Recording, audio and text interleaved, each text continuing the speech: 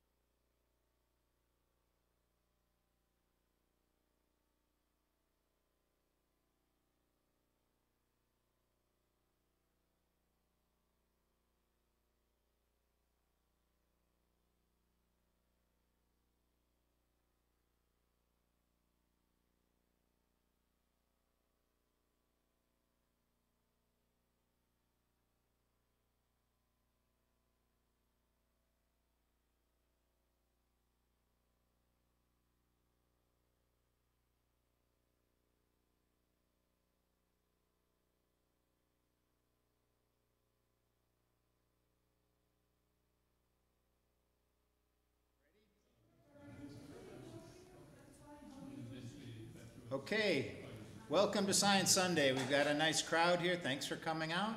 And we invited our Reverend Mandi Huizenga to come and talk with us about this topic again today too. So thanks so much for being here and at home. Another nice day of Science Sunday. The weather is probably going to break soon, but not quite yet. We always want to thank the DuPage Unitarian Universalist Church for supporting Science Sunday, not just physically by giving us a space and the great technicians up there and the microphones and so on, but the psychological support they give us too as we go on a search for truth and meaning and look at science topics. And we feel very welcome here that the things we're doing are appreciated and supported by the church. So that's important to us too. So other than that, we want to get started, and it's nice to have like-minded participants. And we're talking about awe and wonder in science. We thought it was a great concept to bring Reverend Mandi in and have her thoughts about it all too. So we're trying to make this more conversational, free-flowing. We'd like to have comments from the home people. Scott can monitor that in some regards if there's some questions or comments from at home, and also questions and comments from the crowd so that everyone at home can hear and everyone here can hear.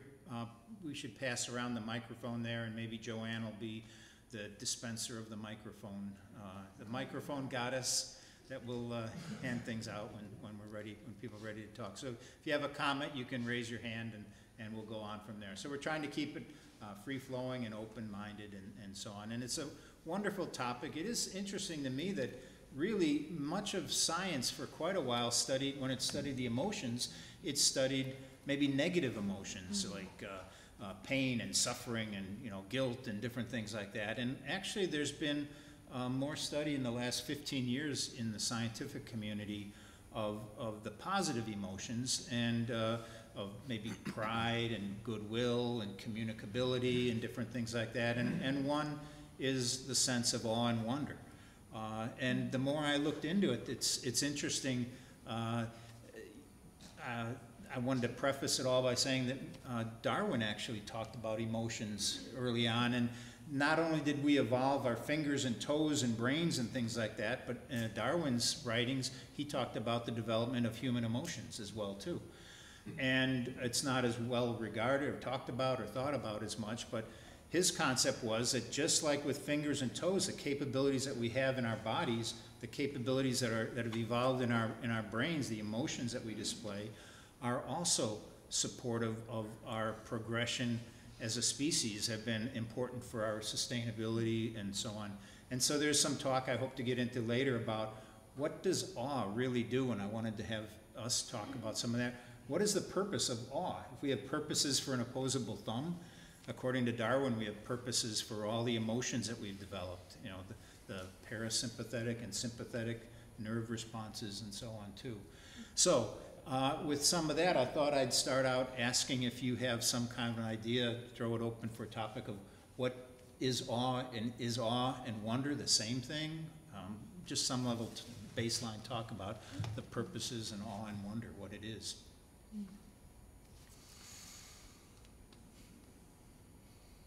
Yeah, about sums it up, I think. Oh, wow. I would say that awe and wonder are two different things. Awe kind of leaves me in a place when I feel awe of kind of an enraptured place. Does that make sense? Whereas wonder is just, wonder doesn't feel as mysterious to me as awe does. Does that make sense? Wonder is curiosity based. It's a beautiful sunset, right? I know how that works. Scientifically, naturally, I know how a sunset works, and it gives me wonder.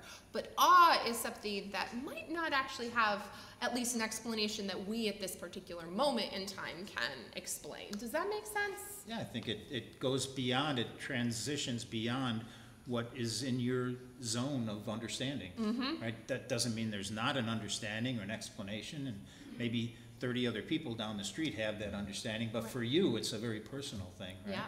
Yeah. Okay. I think awe is a large part of it is a sense of surprise turned up to 11, right? That you're just overcome by something that seems unexpected or unanticipated or previously unimagined. So I think awe has a strong element of surprise to it, but also other positive emotions.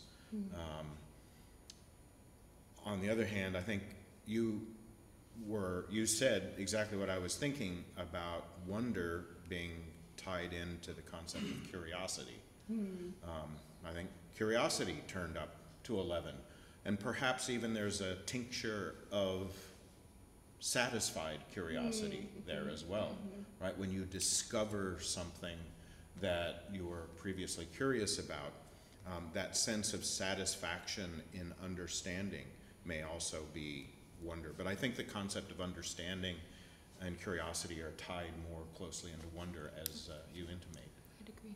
Wonder has some level of intellectual property to it, I think, almost, that you're setting a task and maybe trying to explain it, finding the imbalance right now that's there because you haven't explained it yet, but feeling maybe the level of comfort or confidence that you can or someone can help you with that. So yeah, I think when we say wonder and awe, it's interesting. I think probably until I started thinking about it, I didn't really set a tone or say a difference between the two, that this awe is something beyond it. I do have a definition which tends to fit in. An emotional response to physically or conceptually extraordinary stimuli that challenge our normal day-to-day reference and are not already integrated into our understanding of the world. So there's a two-part aspect of it. First, it's something that's something extraordinary, something that catches your attention for whatever reason that may be. But beyond that, that you can't simply or easily kind of compartmentalize it, put it in a place that it's comfortable for you. It's something that shocks and staggers you in some ways, right? Yeah. And I'm wondering about then, is there, what makes something awesome? Is it automatically awesome? Is it awesome to everyone? What's the individual aspect of awe? Are you ready for comments? Sure. We would like to have Okay. the microphone goddess hand you the. I was just gonna add before we do the questions. I was just thinking about examples. I like examples of things, and I was thinking wonder. When I think about things that have been wonder-filled in my life, I think about, like, for instance, the birth of my child. Like, that was wonder-filled. I can explain the process, and yet it still is just beyond me, and that my body could actually give birth to a being, right? Like, that is incredible. That is wonder-filled. But I think about awe, and I think about not necessarily big moments, but 2 weeks ago was the anniversary of the passing of a dear friend of mine, Jim Burchell. And the first year, we used to garden together. That was our thing. He would garden and I would garden, and we would talk about life, and the kids would eat his fennel fronds, and he was a dear, dear, dear person in our lives. And the summer after his passing, I had a sunflower in my garden that grew larger than any sunflower I have ever seen. And the monarchs were just completely attracted to it. And I thought of Jim every time I was in the garden. There is no explanation for it, and it might have been completely coincidental. And that was an awe-filled moment to go into the garden and still feel like I was communing with Jim, with a sunflower and monarchs. Right. In his presence, in the soil that he tended. So I was just thinking about physical examples of how wonder and awe appear in our lives, and for me that was an example. So I need something physical to attach myself to. Sorry. Good. Go ahead, Russ. Hello. Yes. Are we on? You're on. Okay.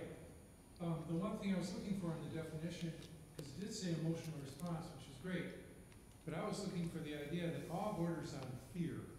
Wonder does not. And the reason awe borders on fear is because the thing that puts us in awe is so much bigger than us. And unless we are in a safe place, like in the yard by the sunflower, Right. I get that. But if we're in an unfamiliar place and then we see something that inspires awe and we don't know what it is, we lose our bearings because it's, conceptually extraordinary, challenges our day-to-day. But wonder I would never equate with fear or even be bordered on fear. There's things that can pass over. Things can have levels of wonder and be awe-inspiring too. I mean, I think that it flows into each other to some extent as well too. Yeah, but I would also add that actually when you go back to biblical texts, right, and you talk about the Jews going into the most holy temple, there is fear that surrounds that. So to that same kind of concept, whether there is a God or not, there is this fear that is held in that place that people experience, and that is awe. Yeah, the unexplainable, beyond our normal everyday today. Or even if you're a peasant and you go into a medieval cathedral. Right. Yes. Oh my gosh, and all these pictures. And, Right. yeah, and I think that's what the church wanted. Yeah. Oh, probably. We have a comment from online. Paul Stalnow says the key is that the sense of awe and wonder is in our heads and not in the thing that inspired it. So a blue whale or a galaxy or other things that may be awesome to behold, the feeling, that property of awesomeness is contained within us. It's a human, possibly, Right. at least human, maybe other creatures, Yeah. but we don't know of awe in any other creature, I would think. And I was thinking that awe is very related to fear, at least for many years. I would say that the awesome things that were felt by primitive people living out when they saw fire for the first time, when they saw lightning strikes, when they saw an amazing sunset or things like that, I would say that there was most likely a lot of fear based in that too. And at what point did awe not automatically engage in fear? And I wanted to get into that in a bit too. And I think that you implied, I think that religion became an answer for those awesome things, right? And early religion seemed to base a lot of itself on developing or building on the awe, explaining the awe in some ways, right? Yeah, getting it to make sense for people. Making sense of it. And I would actually add to that. Alejandro Garcia Rivera is an aesthetic theologian, so he writes about art. And he talks about how those first moments of awe are actually cave paintings. Okay. Right? The idea that was trying to make sense of our world, even when it didn't quite make sense. So it's, that's the root of religion, right? That explanation. So yeah, it seems like awe has a big part in religion, I guess, is a big feeling on my Do we have part. another question? Yeah, I just want to make a couple comments because it is strange you have wonder and awe, and it's usually awe brings on wonder, not wonder bringing on awe. So I found awe to be basically what my brain can't comprehend initially. So awe precedes wonder, you think? Correct. Okay. And I have a couple examples. I remember, I've seen a lot of the wonders of our country. But the time I actually looked out the first time over the Grand Canyon, my brain couldn't comprehend it. And it was just like, oh. Yeah. And the second time it was the same way. But now I can go up and look and oh yeah, okay, there's this, there's the gutter. It's no longer as surprising. Pardon? It's no longer as surprising. Right, it's not surprising, and I've been able to comprehend up here that, okay, it's the erosion, all this stuff. Wonder how this happened, and still wonder, but. And it seems like, I think religion likes to base their awe on, that continues, right? This awe doesn't leave. There is still an awesome God. There is still an awesome answer. Awe is still there. And in a modern society, we come up with more answers, right? There's more answers for why things are the way they are. We understand a rainbow. We understand a sunset. We understand terrible storms. And that isn't looking for that answer through religion. So I think awe is sometimes tough to maintain in our society as compared to what it may have been for 400, 800 years ago.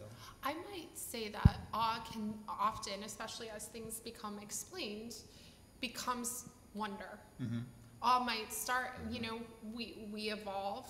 And yet, there are some things that can be explained, like butterflies on sunflowers can be explained scientifically, and yet there's still awe there because it's bigger than just that. Right. My friend Jim loves sunflowers. They were his favorite flowers. He would talk with our Irish neighbor about Irish writers who love sunflowers. Like there was a bigger connection for me than just the wonder piece. There was still awe in it.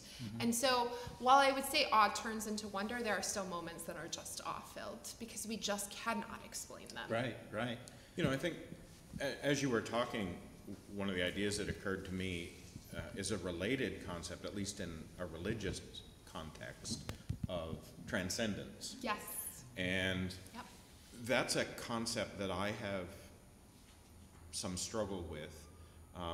I think, for me, transcendence denotes a barrier, something we cannot expect to explain or get beyond.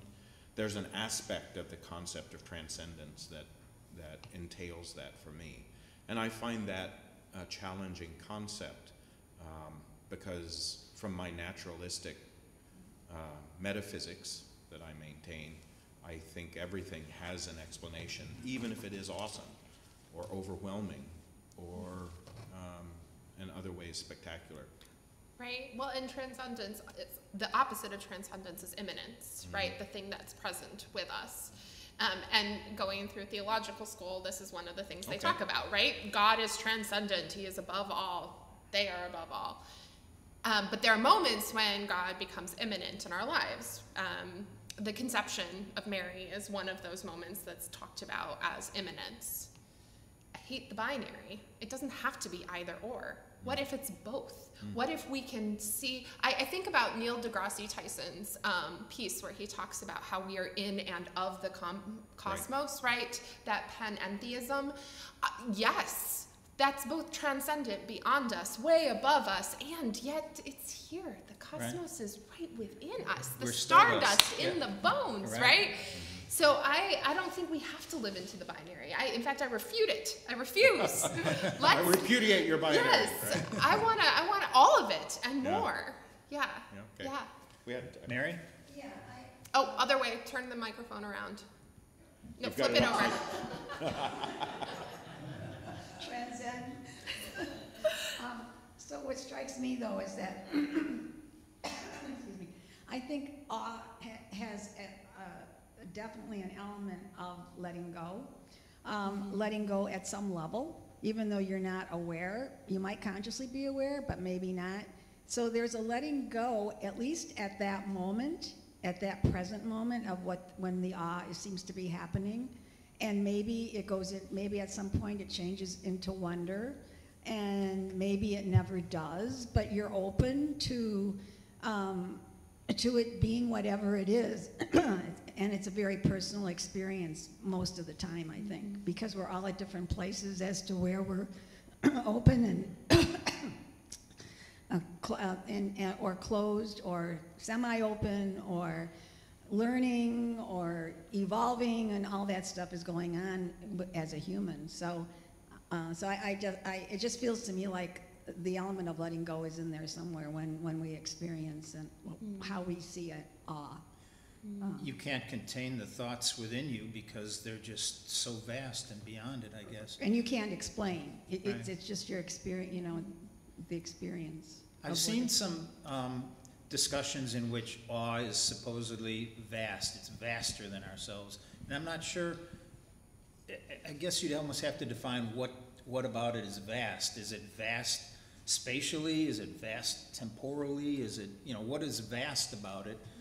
And, a birth of a baby is again, you brought it back, and I think you were making the point that you saw it as a wonderful filled experience, but you were saying you didn't see it necessarily as awesome because it was pretty well explained, and all creatures that are alive, plants and animals, all make babies and pass on genes and so on too. But it's still, I'm wondering if that means it can't be awesome. Or I think what I found awesome about giving birth is the actual individual, right? Like all of a sudden I have this being in my arms who is a person already. Like even as a newborn baby, that being has personality. That was awesome. Right. But the actual act of birth is wonder-filled for me. But it's the other things. Like I can't explain how that child already has a personality. I know that scientifically there's probably reasons, blah, blah, blah, but it doesn't make sense to me in the same way that birth does. Yeah. Does that make sense? The brain neurons are being created and crafted way before that baby's held in your arms. Right. But still, it seems awesome to me. It seems filled with awe to me. Yeah. And it's not just understanding the process of birth or something like that. It's the creation of another being that you're going to be spending the rest of your life with. In my first book, I write about the multiverse, and there are many scientists and others who write about the multiverse, but I added a part to that I think is often overlooked, and that's the human multiverse, right? That each of us has a model of everything we behold and know and aspire to and understand. Each of us has that in our own head, and every time you interact with another human being, you're interacting with another model of the universe. It's the similarities that allow us to find some concordance and communication, and it's the disparities that help enrich us. I think it's helpful to consider like awe and wonder from the perspective of kind of like aesthetics. You know, kind of aesthetics is, yeah, kind of the overall human ability to, you know, consider things like this. You know, in psychology, in particular, aesthetics is thought of the most complex aspect of our psychology, in the sense that it combines, you know, psychology is divided into intelligence, personality, and emotionality. And the aspect of this is that it really combines all of those abilities. Are you saying aesthetics is a formal segment of psychology? It's studied as a formal sub-practice? Oh yeah. Okay. Yeah. As a, you know, a psychological ability, Okay. as aesthetics. And these things would seem to fall under aesthetics. And the interesting thing about aesthetics is that it's the most kind of considered the most complex aspect of psychology, in the sense that it combines all the different aspects of intelligence, emotionality, and personality. I think awesomeness, this study of it hasn't really been a big field scientifically until maybe 15, 20 years ago, when there was a man, Dr. Keltner, who's, anytime you start reading about all the other people reference back to this guy, but he's from Berkeley, and he has a place, psychologist, the Greater Good Science Center.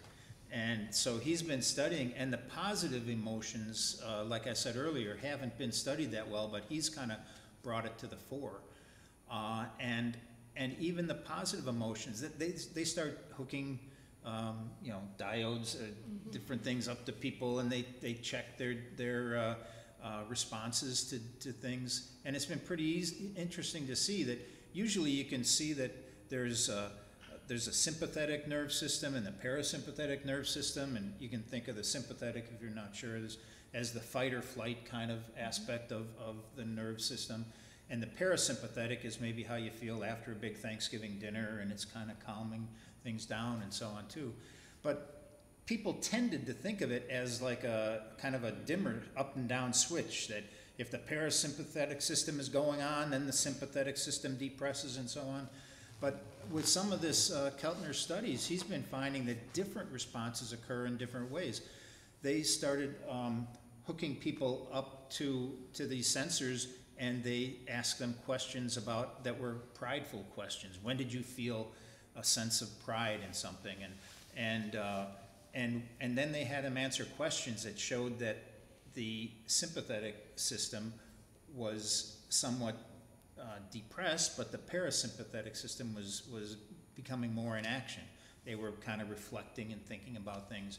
When they talked about romance or something like that, then this parasympathetic would go up. But when they talked about awe, both the sympathetic system and the parasympathetic system both dropped measurably, both responses. And that has some real interesting aspects to it too.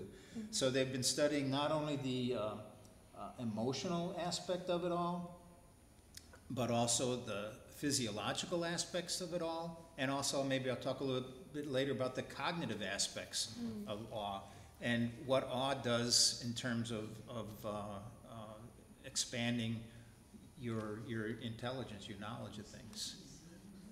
Mike, you mentioned earlier about the vastness of awe. Yeah. And you were trying to think, you know, where are the limits to that and what's vast?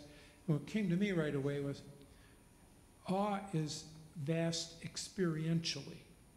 In other words, if I've experienced it, I'll never experience having a baby, okay? And if you have a baby once, it may be awesome every time, but if you have 3 or 4, you know, you get to know the lay of the land. The astronauts who've been to the, but I can't speak for a woman, I might be wrong, you know, maybe after 6 it's still the same feeling, I don't know.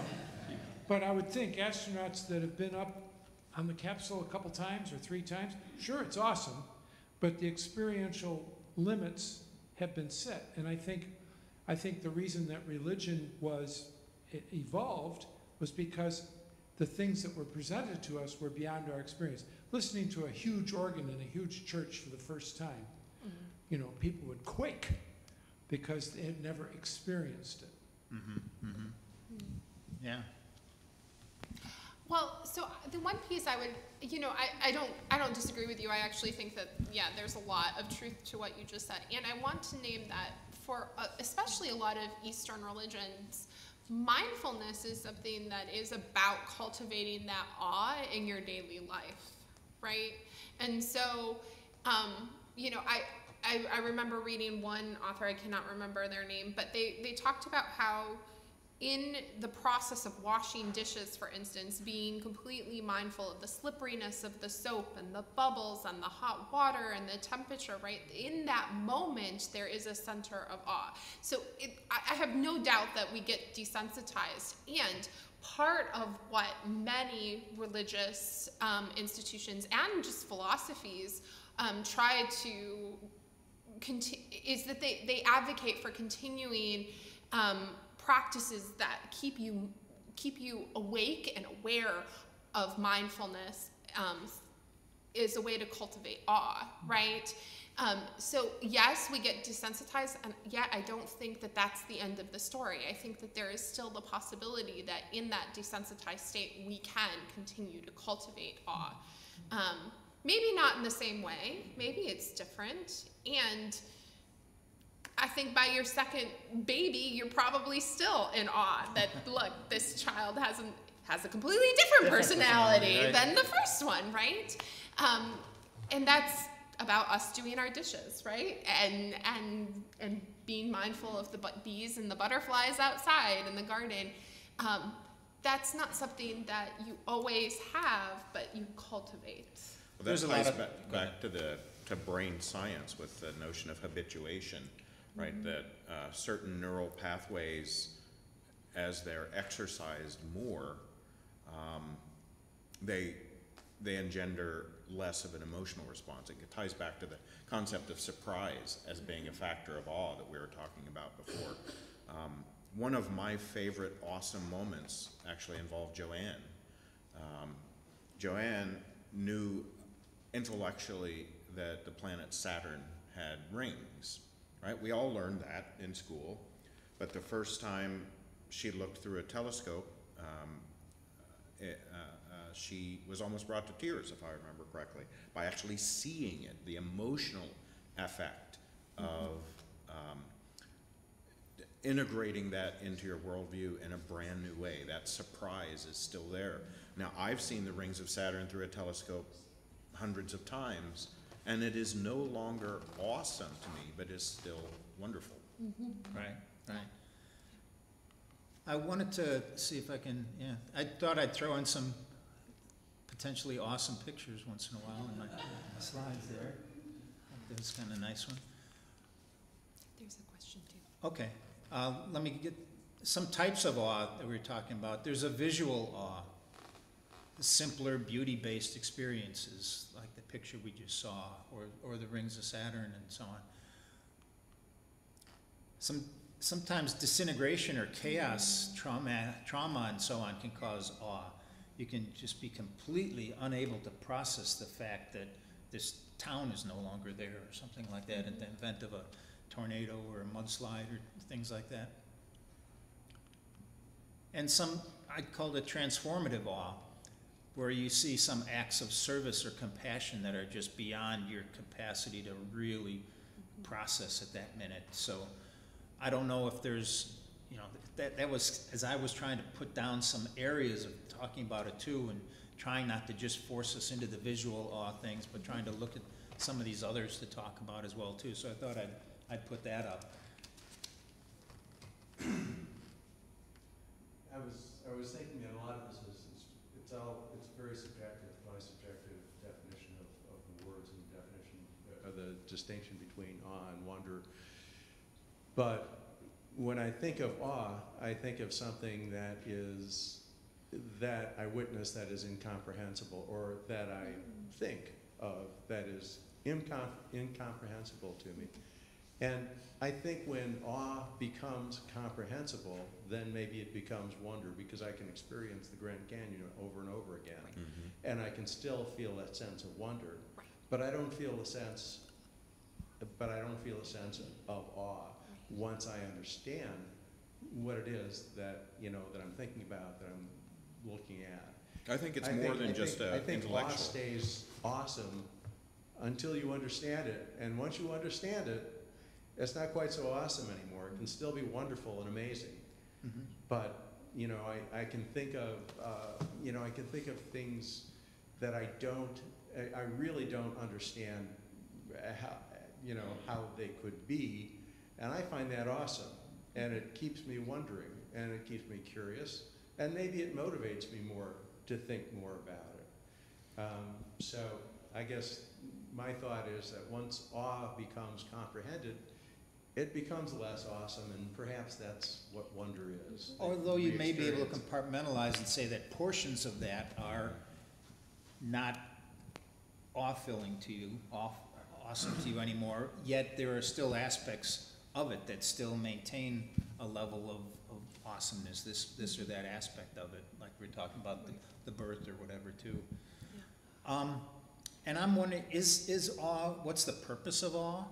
And if there is a purpose, is it of value? Should we cultivate it? Can we cultivate awe?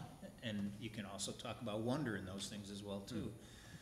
So some of those thoughts I had in terms of what goes on. I like that you have transformative awe on there, because I think that's probably one of the most powerful types of awe. And I have to say that I have experienced transformative awe quite a bit, especially once I've been aware of it, especially in relationship with other people. I have a theory.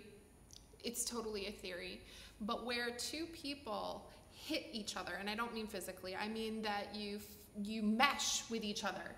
You are on the same page. It may be awe-inspiring. It may not be in of itself, but where those moments of connection happen, that is where the transcendent becomes imminent. That is where the unexplainable allows us to actually be powerful together and create a relationship. And so that is what I have experienced as transformative awe. And I experience it almost weekly with members of this congregation. I was just gonna say, now I want an example. Let's do it. But you know, so think about it this way. Have you ever been in an argument with someone, and then all of a sudden, through that discussion, you get on the same page?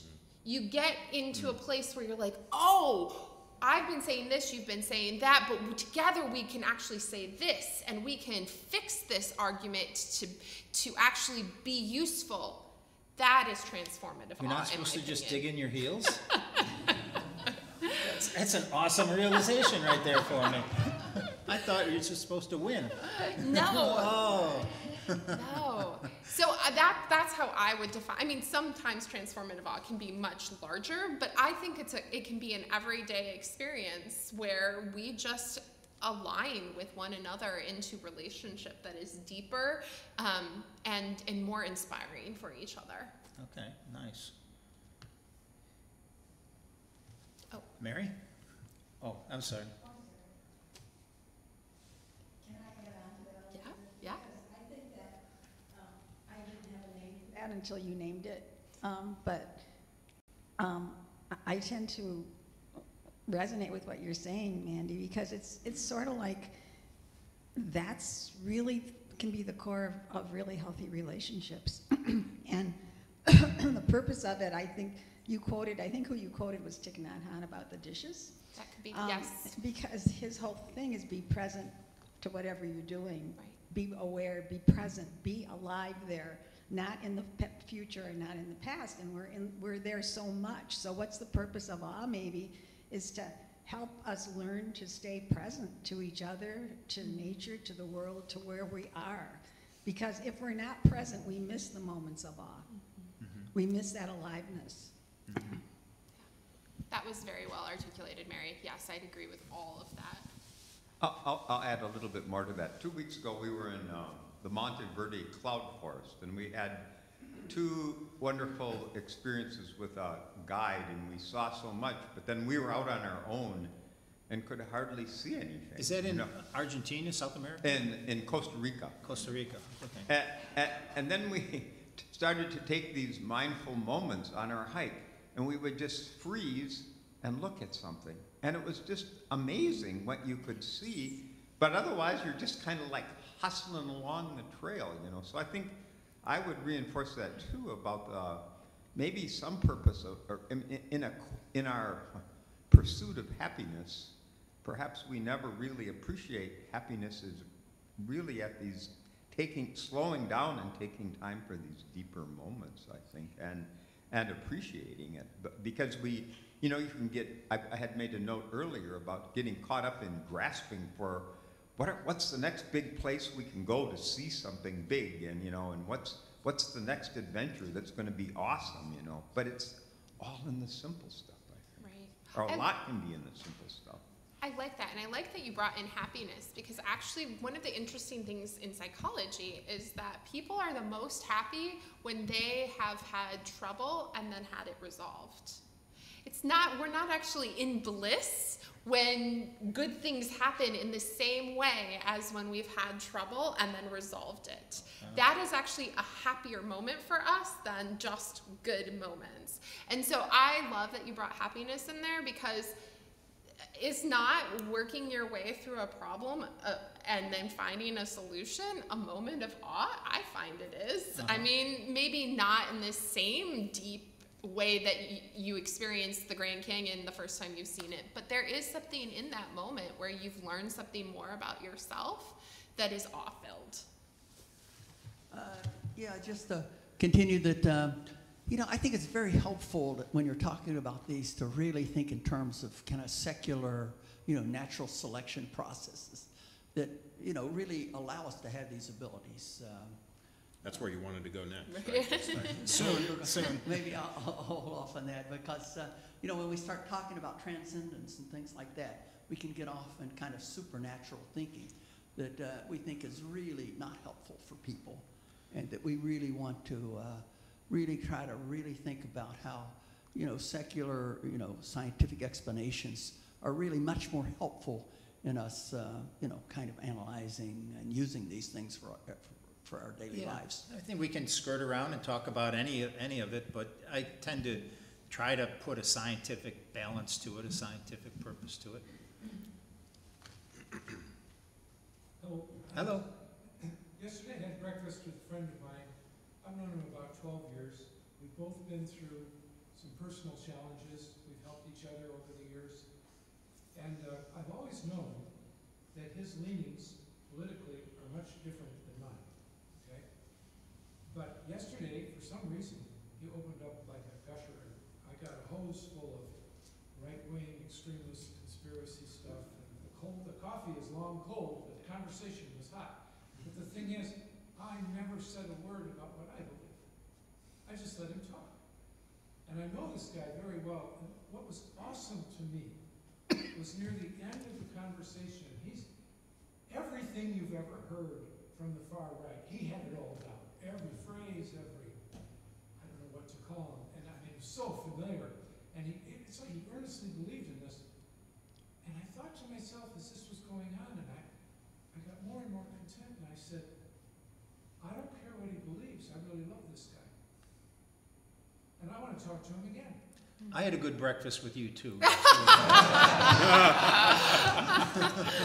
me, that was an awesome moment. Yeah. Yes. That our political differences did not matter because we had other commonalities that made us appreciate each other. And you know what?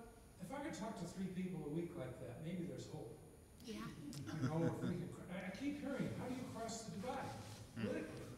Because we're so divided in this country. I think I did it yesterday, but he never knew how I thought, which is okay. It's a start. It's a start. It's a start. Yeah. Sherry, did you have something? I know that some of us have said that you know, the moments that are awe-inspiring or awesome are ones that we've not experienced before. But as I look at this from the way, you know, I'm thinking back and reflecting, sometimes some of the most awesome moments are, for me, are seeing things in a different way. So we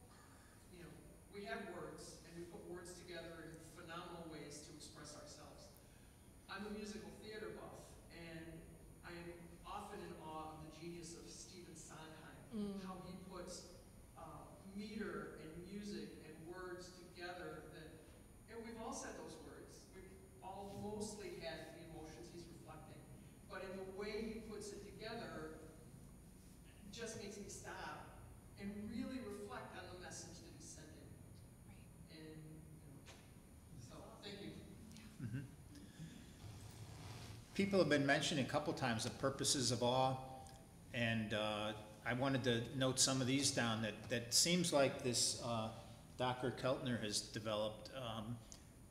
Awe moments take you from a self-interest to a collective interest. And he's done studies in which they've shown pictures of some things to people, shown pictures of negative things to people, shown pictures of neutral incidents to people, and then they ask questions about them later, ask questions of the people that saw these pictures. And there's a consistent development in that people that have seen awesome or have been involved in an awe-inspiring moment are much more involved in the collective group thought. They're much taken out of themselves. They have lost their self-interest. They'll answer questionnaires in which they show much more concern about what other people are thinking. Mm-hmm. They've done things like show one group a picture. They took on the campus of Berkeley, there's some, I think, eucalyptus trees that are supposedly 200 feet high and very awesome. I haven't seen them, but they took a group of people to look at these eucalyptus trees, and then they had another group of people look at the science building, which is rather drab, which is a shame. But I think the science building ought to look awesome, don't you? Absolutely. Yeah. So anyways, they had them look at the building, a group, and as they were looking at the building, by chance, a person came by and dropped a whole bowl, a whole folder of pens. A bunch of pens fell on the ground. And they saw that the people that had been in the eucalyptus grove looking up at things for 30 seconds before that were much more willing to help pick up all these pens that were scattered on the ground rather than the people in front of the science building. And all sorts of different experiences like that. So there's a much more, again, the second, from an isolated self to an integrated self, not focusing in so much on just your own world and you.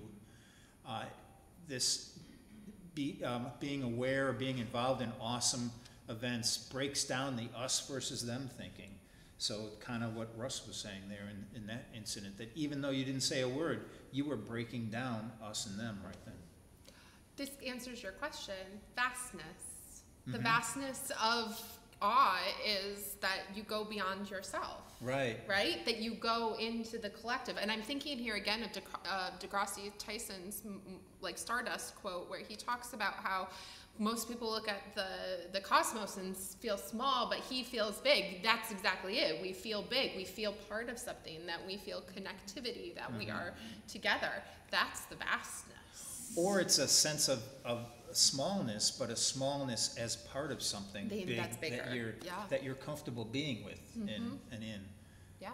And the other thing, it increases curiosity. So now if you think of a group of primitive people that have now been seeing awesome things, if they can define it as awesome in their mind, and they're moving from self-interest to collective interest, is that helpful to that group of primitive people living, 50,000 years ago, 100,000 years ago?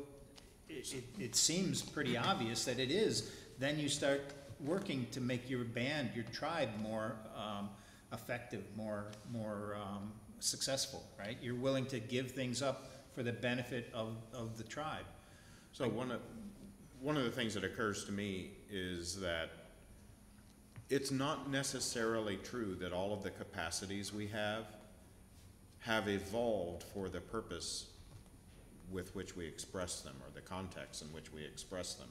So for example, if the concept or the capability for awe evolved in a social context to help us feel more integrated, I think that when people sing together, or when they march together, or engage in collective action, We should do that at church sometime, don't you think, man? That's a good idea. Maybe a music director might.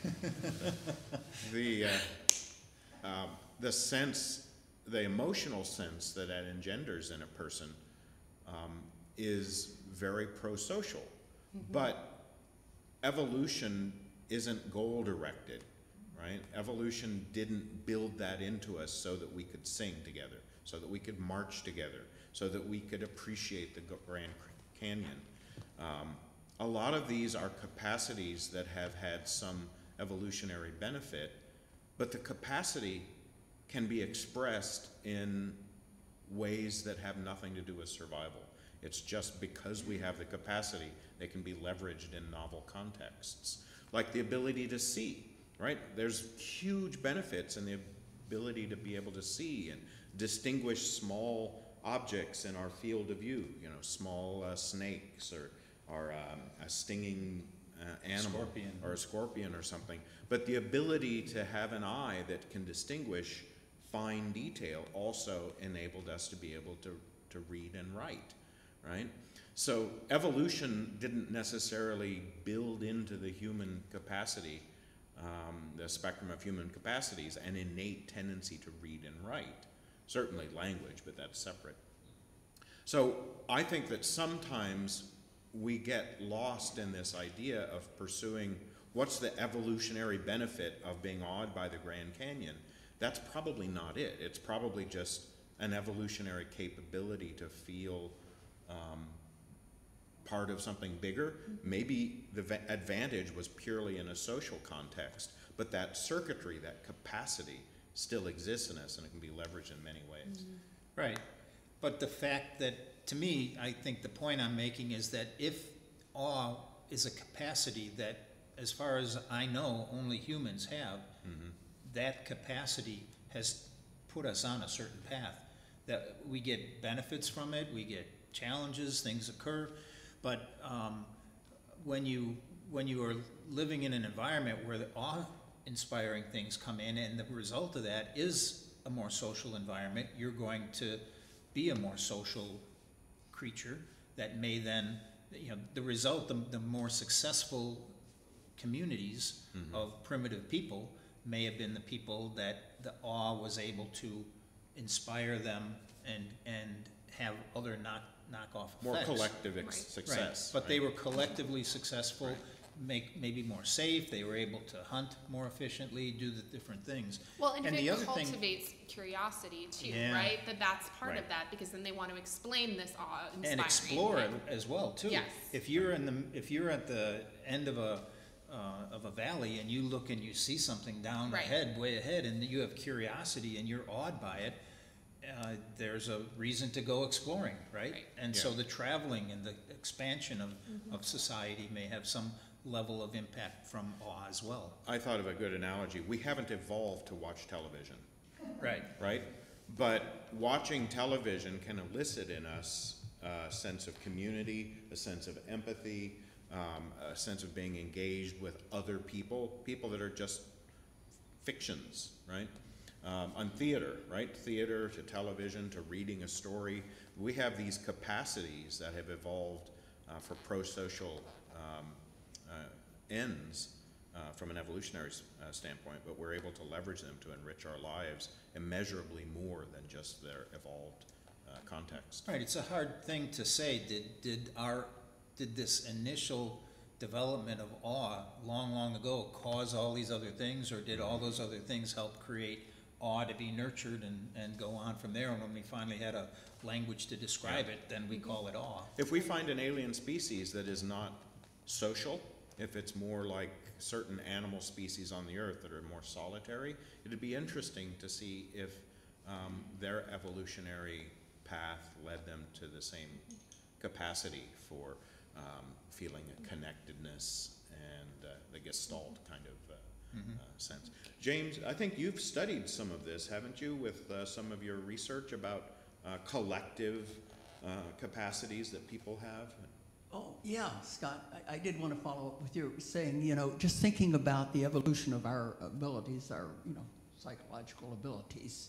The recent arguments, particularly from the Harvard professor Wrangham, that virtually all the paleoanthropologists and so forth have agreed that all of our psychological abilities evolved before the end of the last ice age, you know, the end of the late Pleistocene. And, you know, Picasso was really good about that. He said he went into the cave art that was done before, and he came out and said, look, this is the best art that's ever been done in history since then. So these people, before the end of the last ice age, this ancient period, really had all of our abilities, and that's kind of really agreed upon. And it's the idea that what were the selection processes that were going on in this late Pleistocene, before the end of the last ice age, to cause the evolution of our psychological abilities. And of course, these are the first cultures that existed with language. And it's sort of the idea that language brought in these new selection processes that ended up making us so much different than all the rest of the animals. Yeah, it's amazing. But the idea that really like awe and our aesthetic abilities really evolved before the end of the last ice age under these unique selection processes of the hunter-gatherers. Even though the human species had been around for a couple 100,000 years prior to that. Right. Yeah, interesting. See, I'm trying to get back to one I think I went past. Here's a statement Albert Einstein wrote. The most beautiful thing we can experience is the mysterious. It is the source of all true art and science. He to whom this emotion is a stranger, who can no longer pause to wonder and stand wrapped in awe, is as good as dead. His eyes are closed. I love that, and I think that please hear me. I want to understand where awe and wonder come from, because it is so important. It is very clear that it is vital to understanding our collective movement in history, and I actually think that it's even more vital that we continue to cultivate it, that we, and I've shared this, I think, both with you, Mike, and with you, Scott, in other previous conversations I've had with you, is that if we only rely on our brain, we can rationalize the hell out of everything. And rationalizing the hell out of everything can lead to some very, very dark roads. I mean, eugenics right, is part of our own Unitarian history. But, think about Nazi Germany, right? Think about Trump's logic and the logic of the right. These are all ways that we've used logic in ways that are harmful to people. In Taoism, there is no head without the heart. There's no word for head alone, for brain, for mind, without the heart. And that's, I think, exactly what Albert Einstein is writing here, right? Is that, we have to have both of those pieces, because they are about how we are connected with one another. When you think of the time and effort he spent developing amazing theories and the math that went into it and all the development there, but for him to come back to this and this be a core to him, even though he's not this lost science man that only cares about figures and facts and so on, and that's a good thing to emulate. Yeah. Randy? I'm happy that you're bringing up the Center for Greater Good, and one of their mailings this week, they had a list of 20 pro-social movies, and saying that so much of what's inflicted on us is sort of a degradation of awe and wonder. It's just the baser human instincts, and they're working so hard, I think, to try to to pull us back into this space. I mean, and it seems like it really has to be a cultural context, a normative context that starts dignifying and celebrating it again, and we're so lost from it, as evidenced by the Trump logic, Right. Yeah. Yeah. So I was thinking scientists have studied human responses to awe and have noted subjective responses, physiological responses, and even cognitive responses. They did one where they told people about a 5-minute story, and they told either a neutral story or an awe-inspiring story, and then they told a group a romantic story. So they talked about a romantic dinner. And so they went through, and I should have prepared it, but it would take too long. But they told about a 5-minute vignette to people that talked about a very romantic dinner, and they went through this whole process, and people were visualizing it and so on. And then they asked them questions at the end of it. And so they were cognitive questions. And for example, a question would be, were there candles on the table at this romantic dinner? And a high proportion of people said yes. They specifically didn't put anything about candles in the dinner, showing that people's heuristics, people's way of looking at things, they impose their sense of understanding what a romantic dinner means by putting candles on this table. And so they imagined this whole story. They could see it. They could not answer cognitive questions that were away from what their normal perception of what a romantic dinner could be. So their cognitive levels dropped down. They also told people some neutral story that didn't mean much, and they had a baseline of cognitive understanding from that. And they told people these awe-inspiring stories, and the awe-inspiring stories, when they asked questions about it, their cognitive level was significantly higher than either of the other two cases. And what's that? That was the parasympathetic nerve response was going up, as the sympathetic nerve response was going. I'm sorry, they were both going down. They were deflating so much that people could concentrate on the cognitive aspect of what was going on. This story was just a new, awe-inspiring story that created a very cognitive picture of what was going on in this story. So it's kind of interesting to see, and the different studies that they've been doing about all this. And so it's shown that it increases cognitive, increases physiological responses, and is valuable in all those ways.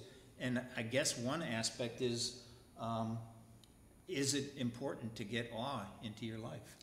You know, that kind of also answers the vastness question too, right? Because what you're saying is when the stories were shared about awe-inspiring moments, there's almost like an openness in our mind because we cannot imagine. There's that mystery, right? Which means you're open to curiosity, to new beginnings, to possibilities you had never considered before.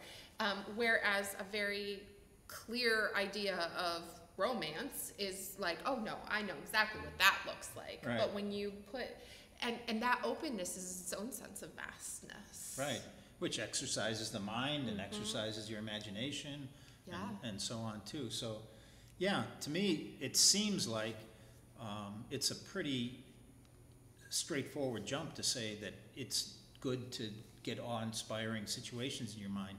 I know, Carl Nash, you've traveled to all the national parks in the U.S., right? And sometimes they add a new national park, and then you got your work cut out for you again, too, right? But I think surprise is a big part of that. You know, we tend to become complacent to experience as we mature. And if it occurred to me that if the romantic story you were alluding to, if there had been a talking frog sitting on the table as part of the story, nobody would have forgotten the fact that there was a talking frog in the story, because it completely would defy expectations and the norms that we expect in a romantic setting, right?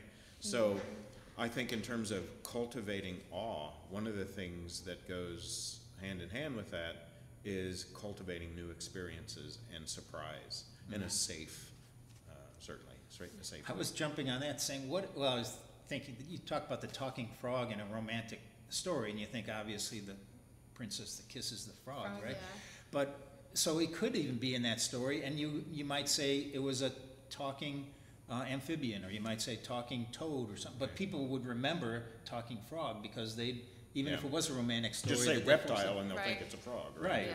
Yeah. Or a snake, or whatever. Yeah. But There's a interesting. question. Just an observation. There's a lot of subjectivity in all of the words and linguistics we use to describe the feelings of awe and wonder and how we get to them. And I think it's an interesting, there is an objective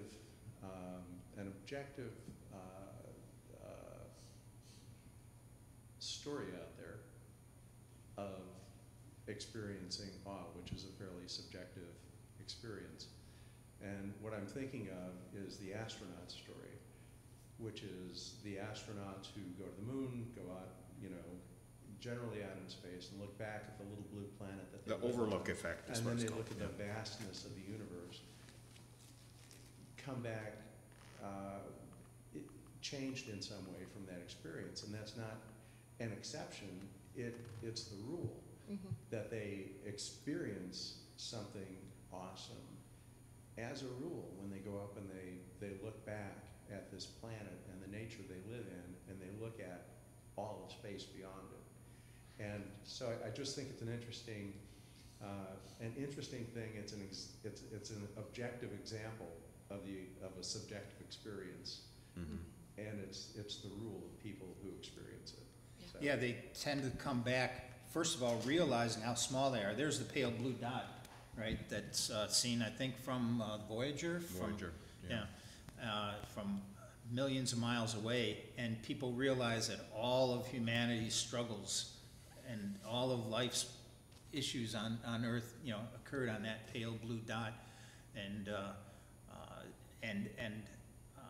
the compassion that comes from that, the realization of how you have to nurture it and take care of it and so on, is a awesome, awe-inspiring kind of experience. And I've heard too how many astronauts come back just from seeing, and they haven't seen it in that venue, but seeing the Earth and seeing, they lose this capacity for seeing divisions and differences and so on. I've long had this idea that the UN should pay for every world leader to go up into a capsule and experience the overlook effect. Right.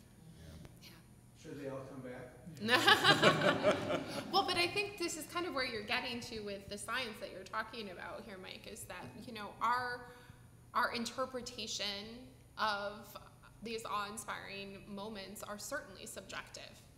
But I'm wondering, and this is something that the research will continue to tell us, is whether the physical response to these awe-inspiring moments are actually objective. That is, that they are similar across all peoples, right? Tune into the next Science Tune Sunday into the next time.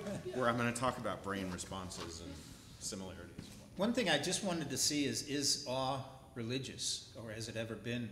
Is awe religious? Is maybe the first. Exclusively, you mean, or what Venn diagram are you referring to?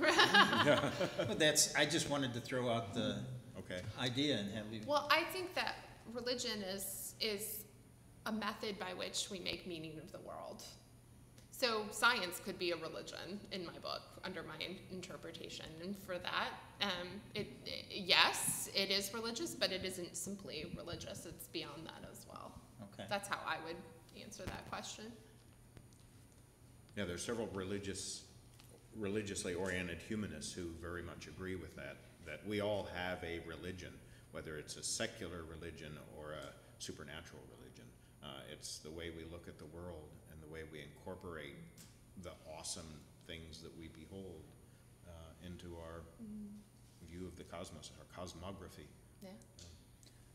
I kind of felt like religion grabbed for this awe and used it to explain things and was the only explanation for a while. And I see a commonality between science and religion. Both are trying to explain awe-inspiring things or awesome things in our world.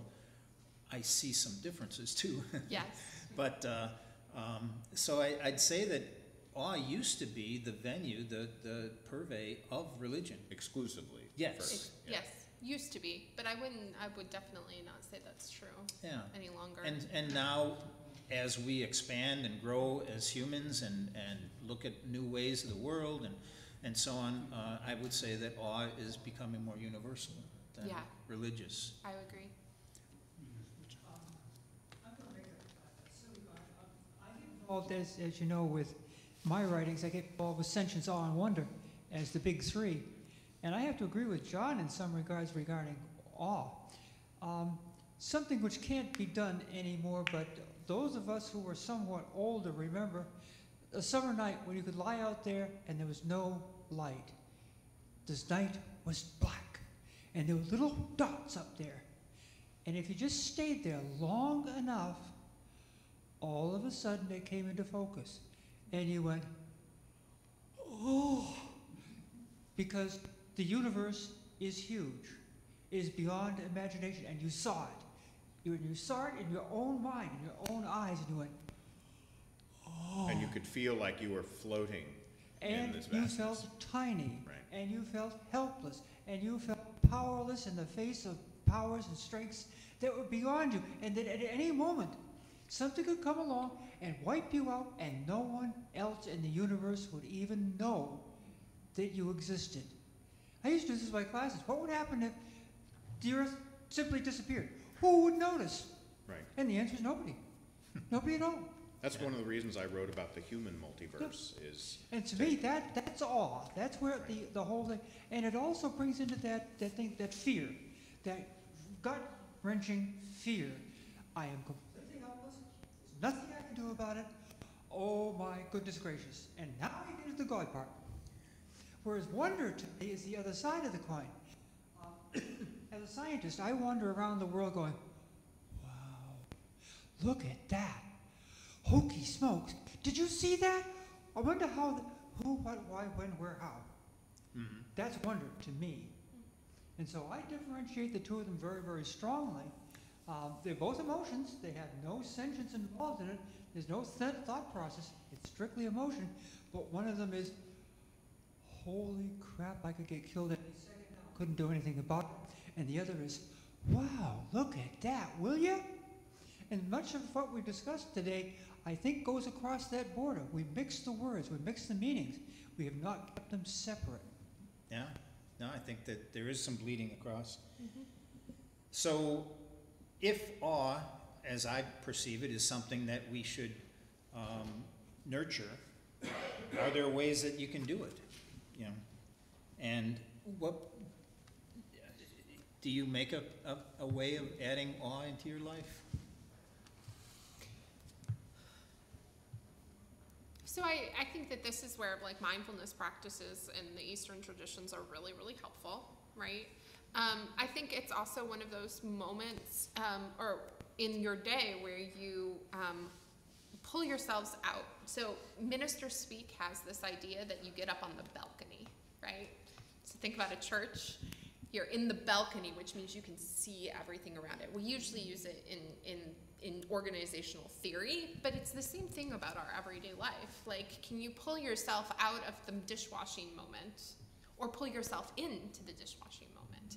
Either of those acts of seeing the bigger picture or being in the moment are going to cultivate awe and wonder. I'm gonna go home and dig in my garden and get dirty, and you better bet that I'm going to notice every little thing that's in my garden dirt, that's all around me, and the noise of the birds after being inside in the winter. Will I have that same feeling come August when it's 95 degrees outside and I just need to weed and get done with it? I don't know, but I know that I will in this moment, today.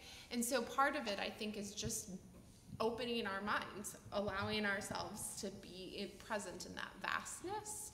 And that can be done just by, I think, mentally being in the moment, but I actually think that mindfulness practices actually allow us to do that, that they cultivate, to your point, that habitual response to our bodies and our minds. Well, and I would add to that, seeking out novelty is another way. Being mindful of where you are and what's awesome about the things within your purview is useful, but sometimes putting yourself in a new context where you're more likely to find something novel, I think can help. Yep. I just wrote down a few, just kind of, it might be interesting for you to do that too when you get home. Write down what you think are ways that you can add awe into your life. I said taking a walk, deliberate habits of singing or dancing or poetry.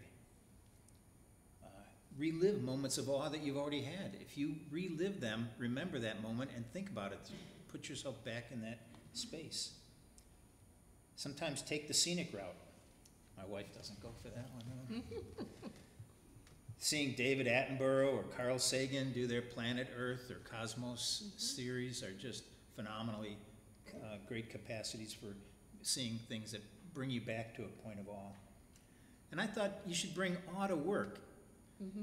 If you have something that reminds you of something awesome, I have a poster of Zion National Park, Angel's Landing, and I walked up there with my two daughters when the younger one turned 21, and we hiked to the top. And I have a poster of that at work, and it's very meaningful to me too. And stretch your comfort zone. Go on little micro adventures, call up a park and see if there's an open camping spot tonight or something like that. And sometimes they just have like a few open spots. So you go there and maybe there's nothing there, but maybe there is. Odd journaling and things like that are possible too. Write down odd awesome issues or awesome thoughts that you had. Okay? Maybe cultivate curiosity. Yeah, yeah. Yeah. And Don't this- assume you know the answer, right? Right. And this summer, by the way, now that the pandemic is not as dangerous as it was, I plan to open my house once again this summer to have a telescope viewing. So if you haven't seen the rings of Saturn Or Joanne Cry. or Joanne Cry, come on by, and or the moons of Jupiter, right? Yeah. So Mary, final things? I just wanted to talk about a very simple, inexpensive way to reconnect yourself with awe, and that is to rent or take or something, a 2.5 or 3-year-old child. Rent a 2-year-old? 2.5 to 3-year-old child for a walk. Take them by the hand and let them be in charge of the walk. My youngest of 3 daughters got me a realization of that when she was that age, and she's now just turned 54 years old. But I remember walking with her and my grandchildren too, but just they stop, if you let them lead the walk, they stop every 10 seconds because, look, Mommy, look, and it'll be an ant crawling on the ground, and they want to watch that ant. I mean, it just open you up to the moment and to what we miss. And that's a cheap way to get reconnected with awe. Nice. Well, I think there's a curiosity, and they don't have the answers, right? They can't explain what's going on, so it's all new and Remind us the awe-inspiring. value of starting anew. Yeah. You know, each day being open to all that. We lose it right away. Yeah, agreed. Well, we need to end up. We've gone over a little bit. I appreciate very much. I did put sources here, and I was rushing this morning, and it's a lot smaller than I wish it would be, but maybe you can see it well enough to see that. All interesting people to try to get some ideas about awe, and hope you bring more awe into your life. Thank you very much for participating. Thank We you loved for it. having me. it was an awesome Yeah, program. thank you.